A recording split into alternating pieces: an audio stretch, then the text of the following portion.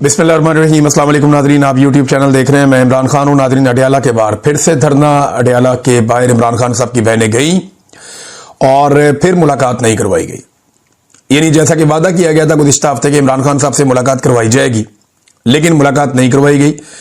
पहले जो अडयाला के बाहर रुकावटें होती थी वो 1 किलोमीटर पहले होती थी, लेकिन इस मरतबा ज़रा हुकूमत ने ज़्यादा एक्टिविटीज़ की हैं और एस्टेब्लिशमेंट ने अच्छा बंदोबस्त किया। इन्होंने 4 से 5 किलोमीटर दूर तक रुकावटें खड़ी कर दी अडयाला के आसपास, और जितने भी एरियाज या रास्ते जाते हैं अडयाला की तरफ वो सारे बंद कर दिए।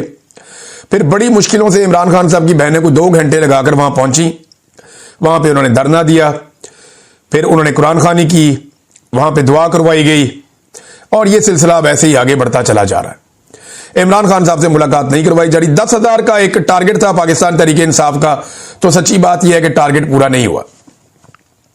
हां, यह जरूर है कि रूटीन से ज्यादा लोग आए अडयाला के बाहर, बड़ी तादाद में लोग वहां पे पहुंचे, लेकिन जो 10,000 वाला टारगेट था वो पूरा नहीं हुआ। उस तरह लोग निकल कर नहीं आए। इसके ऊपर पाकिस्तान तहरीक इंसाफ को या जो आम शहरी है इमरान खान साहब को फॉलो करते हैं उन्हें सोचना पड़ेगा। पंजाब में इन्होंने मारा ही बहुत है, अवाम को बड़ा जुल्म किया है। अब अवाम एक मौके का इंतजार कर रही है कि जब मौका बनेगा ना सारे निकलेंगे, तो ये सारे ही निकल आएंगे। ये मैं अच्छी तरह जानता हूं, ये होता ऐसे ही है। ये ऐसे ही होता है। जिस दिन खौफ के बुत टूट गए पंजाब में और लोग निकल आए, लेकिन लोग डरते नहीं हैं, लेकिन लोगों को प्रॉब्लम यह है कि मैं अकेला निकलूंगा तो मुझे अकेले को मारेंगे। जिस दिन लोगों को यह कॉन्फिडेंस आ गया कि सारे ही निकल रहे हैं, उस दिन सूरत कुछ और हो जाएगी। और जिस दिन इमरान खान की जेल का दरवाजा खुला, उस दिन तो सूरत बिल्कुल ही बदल जाएगी। वो हम सब जानते हैं कि उस दिन क्या होगा। और सबसे बढ़ के ये बात पाकिस्तान की मिलिट्री एस्टेब्लिशमेंट जानती है, आसिम मुनीर साहब भी जानते हैं कि अगर इमरान खान साहब बाहर निकले तो क्या होगा। देखिए, एक और सर्वे आई, न्यूट्रल सर्वे है, और ये 3DI इन्होंने एक तंजीम है, इन्होंने एक सर्वे किया है, और इनका जो सर्वे है जनरल आसिम मुनीर और इमरान खान के माबैन है। यानी आसिम मुनीर और इमरान खान के बीच में इन्होंने एक मुकाबला करवाया सर्वे में, और जो पब्लिक सेंटीमेंट्स हैं इनके बारे में, इसके बारे में पता करवाया। तो जो 2 मेन चीजें मैं आपके सामने रख देता हूं कि वो क्या है। देखिए ना, इंडिया के तैयारे गिराने के बावजूद आसिम मुनीर साहब अगर यहां पे खड़े हैं तो ये तो बड़ी अजीबोगरीब सूरत हाल है ना। अच्छा, इस सर्वे को आपने एक और नजर से देखना। ये ऐसा नहीं है कि इन दोनों के बीच में इलेक्शन हुआ है। ये ऐसा हुआ है कि इमरान खान के बारे में पाकिस्तानी क्या सोचते हैं और आसिम मुनीर के बारे में पाकिस्तानी क्या सोचते हैं। इन दोनों का आपस में मुकाबला नहीं है। अब ये सर्वे के अंदर जो चीजें आई हैं वो इनका मुकाबला करवा रही हैं। जरा फिर समझ लें आप कि लोगों से पूछा गया इमरान खान क्या, आसिम मुनीर क्या, लोगों ने अपनी अपनी राय दे दी। हो सकता है एक आदमी ऐसा भी हो जिसने दोनों के बारे में अच्छी राय दे दी हो, या कोई ऐसा भी हो जिसने दोनों के बारे में बुरी राय दे दी हो। तो आपस में मुकाबला करवाते हैं तो फिर लोग एक को चुन लेते हैं। लेकिन चले, सर्वे हो गया। ये जो चीज सामने आई, इसके मुताबिक क्रेडिबिलिटी का जो स्कोर है उसमें जो इमरान खान साहब का स्कोर है वो बहुत हाई है, और इमरान खान साहब का जो स्कोर है वो 80 है, जबकि आसिम मुनीर साहब का 40 है। दूसरा, जो सेंटीमेंट्स हैं लोगों के, कि पॉजिटिव सेंटीमेंट्स, लोगों के मुस्बत जज्बात इमरान खान के बारे में 60% है, और आसिम मुनीर के बारे में मनफी जज्बात वो 70% है। यानी मुस्बत इमरान खान के बारे में 60% मुस्बत है, आसिम मुनीर के बारे में 70% मनफी है।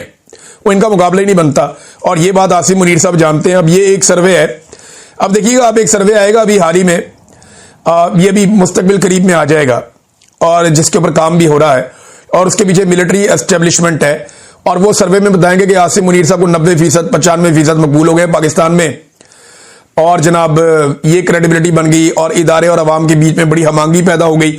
ये किस्म की गेम डालेंगे। अभी मुलाकात की है DGI SPR ने मौलवियों के साथ। ये 14 मौलवी बैठे हुए पूरे हॉल में, ये फोटो भी आप देख सकते हैं। ये 14 मौलवी हैं, पूरे हॉल में बैठे हुए हैं।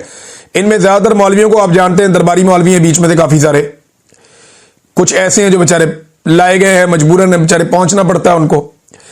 अब ये मौलवी लाए गए हैं, और यहां पे कमिटमेंट ली गई है कि ये मौलवी बयानियां बनाएंगे ISPR के लिए।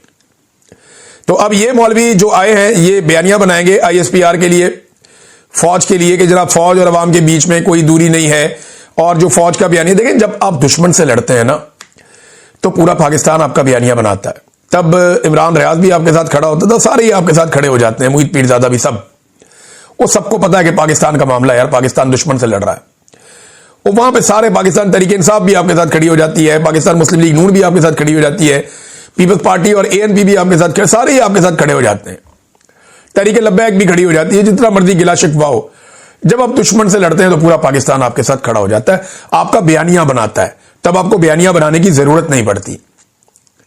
लेकिन जब आप पाकिस्तानियों के साथ लड़ते हैं, आप अपने हलफ की खिलाफ वर्जी करते हैं, आप अपने इक्तदार और ताकत के लिए लड़ते हैं और अपने हमवतनों पे हमलावर होते हैं या उनके खिलाफ आप एक महाज खड़ा करते हैं, तो फिर आपको इस किस्म के मौलवी फायदा नहीं दे सकेंगे। ये मौलवी तो छोड़ दें, आप 14 मौलवियों की जगह 14,000 मौलवी भी इकट्ठे कर देना एक हॉल के अंदर, वो भी आपका बयानिया नहीं बना पाएंगे। बयानिया आपका पाकिस्तानी कौम बनाएगी जब आप पाकिस्तान के लिए दुश्मन से लड़ेंगे। लेकिन जब जब आप पाकिस्तानियों के साथ लड़ेंगे, पाकिस्तानी ना आपका बयानिया बनाएंगे ना आपका बयानिया चलने देंगे। ये 14 मौलवी है ना, 1400 मौलवी भी इकट्ठे कर लें, कोई फर्क नहीं पड़ेगा, इससे कोई फायदा नहीं होगा। नाज़रीन, आज तहरीक इंसाफ के 4 लोगों को दहशतगर्दों ने कत्ल कर दिया, यह पाकिस्तान तहरीक इंसाफ ने दावा किया है। और मुख्तलिफ पाकिस्तान तहरीक इंसाफ के इरफान सलीम साहब जो दीगर अकाउंट्स हैं, वो ये बता रहे हैं कि ये बका खेल बन्नू के सदर हैं यूथ विंग के नसीबुर रहमान साहब, और ये अमन कमेटी के मेंबर्स भी। तो दहशतगर्दों ने इन्हें फायरिंग करके कत्ल कर दिया, इनके बेटे को भी कत्ल कर दिया, इनके 2 दोस्तों को भी साथ में कत्ल कर दिया। तो ये 4 लोग शहीद कर दिए गए पाकिस्तान तहरीक इंसाफ के। आज से चंद दिन पहले पाकिस्तान के फौज के तर्जुमान जनाब अहमद शरीफ साहब ने यह फरमाया था कि दहशतगर्द पाकिस्तान तहरीक इंसाफ के लोगों को कत्ल क्यों नहीं कर रहे। तो अब पाकिस्तान तहरीक इंसाफ के लोगों को दहशतगर्दी में कत्ल कर दिया गया, जो उन्होंने फरमाया था उसके ऊपर अमल दरामद हमने होता हुआ देख लिया। ये बात जो है वो पाकिस्तान तहरीक इंसाफ के बहुत सारे लोग इस बात का शिकवा भी कर रहे हैं, और वो ये कह रहे हैं कि इनका ताल्लुक हमारे साथ था। ये दावा पाकिस्तान तहरीक इंसाफ ने किया। इनकी एक फोटो भी दिखाई जा रही है जिसमें इन्होंने टोपी पहनी हुई है पाकिस्तान तहरीक इंसाफ के कलर वाली, और उसमें बाकायदा साथ में वो सबूत पाकिस्तान तहरीक इंसाफ के लोग दे रहे हैं कि ये PTI से इनका ताल्लुक था और ये सदर थे हमारे। तो नसीबुर रहमान साहब को जनाब कत्ल कर दिया गया। वजीर दाखिला जो है मुमलिकत का तलाल चौधरी, उसने भी ये कहा कि PTI के ऊपर हमले नहीं हो रहे। लो जी, हो गया हमला PTI के ऊपर, उनके 4 लोग कत्ल भी हो गए। एक दिन पहले जो है वो खैबर पख्तूनख्वा में टांग के इलाके में 6 पुलिस एहलकारों को भी कत्ल किया गया, उनको शहीद किया गया। वो भी पश्तून थे, वो भी खैबर पख्तूनख्वा से थे, वो भी पाकिस्तानी थे, कि वो भी आपके ख्याल में दहशतगर्दों ने हमला नहीं किया। तो दहशतगर्द तो लगातार हमले कर रहे हैं। एक ही आदमी है नाज़रीन, इन कबायलियों के लिए आवाज उठाता था, कौमी सतह का आदमी जो है, कौमी सतह का एक ही आदमी, वो अडियाला जेल में बंद है और कबायली एक मरतबा फिर दरबदर है। तीरा के लोग लाइनों में लग लग कर बाहर आ रहे हैं। अब सूबाई हुकूमत ने कुछ कैंप लगा दिए हैं कि जिन लोगों को जबरी तौर पर उनके इलाकों से बेदखल किया जा रहा है, ऑपरेशन के नाम के ऊपर एक मरतबा फिर लोगों को उनके इलाके छोड़ने पर मजबूर किया जा रहा है। वो लोग अपने घर बार, अपनी जायदाद, अपनी जमीनें, अपने कारोबार सब कुछ छोड़ छाड़ कर बेयारो मददगार जिंदगी गुजार रहे हैं इन सर्दियों में। तो खैबर पख्तूनख्वा की हुकूमत उन्हें सहारा दे रही है कुछ हद तक, लेकिन ये लोगों को अपना घर बार बार छोड़ना क्यों पड़ता है? इस्लामाबाद के लोग तो अपने घरों में बैठे हैं, पंजाब के लोग तो अपने घरों में बैठे हैं, सिंध के लोग तो अपने घरों में बैठे हैं। तो इन कबायलियों को किस बात की सजा है? आपने पूरे बॉर्डर पे बाढ़ लगा दी है, दहशतगर्दों को लाकर आपने बसा दिया दोबारा पाकिस्तान के अंदर। जब आप दहशतगर्दों को लेकर आएंगे, उनको सेटल करेंगे, तो वो दहशतगर्दी करेंगे ना। तो ये पाकिस्तान की मिलिट्री एस्टेब्लिशमेंट का तोहफा है पाकिस्तानियों को कि पहले वो दहशतगर्द लेकर आते हैं, फिर वो दहशतगर्दी करवाते हैं, फिर उनके खिलाफ ऑपरेशन करते हैं और इसके लिए मकामी लोगों को निकाला जाता है वहां से, और फिर वसाइल भी मकामी लोगों के बाद में लूट लिए जाते हैं। ये है टोटल कहानी। कबायलियों का कसूर इतना है कि वो ये समझते हैं कि ये लड़ाई दहशतगर्दी के खिलाफ नहीं है, ये लड़ाई उनके वसाइल पर कब्जे की लड़ाई है, और कब्जे के लिए ये लड़ाई हो रही है।